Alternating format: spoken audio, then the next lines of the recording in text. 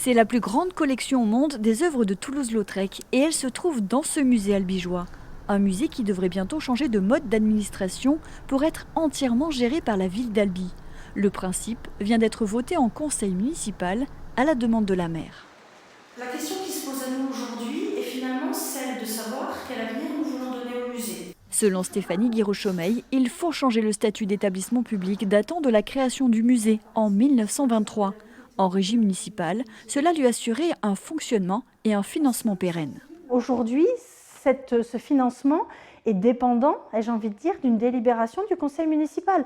Demain, avec un musée qui est en régie municipale, mais bien évidemment avec un budget tout à fait autonome, ça fera partie, comme un service de la ville, des obligations, des engagements de la ville. C'est aussi une manière pour nous de dire à ceux qui nous succéderont dans des dizaines d'années, de se dire que le musée, c'est une responsabilité collective.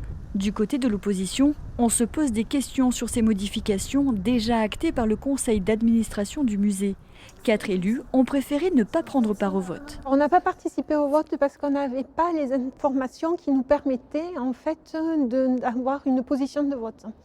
Donc soit les arguments ne nous ont pas convaincus, soit nous avons demandé des documents que nous n'avons pas eus, soit nous avons posé des questions pour lesquelles nous n'avons pas eu de réponse.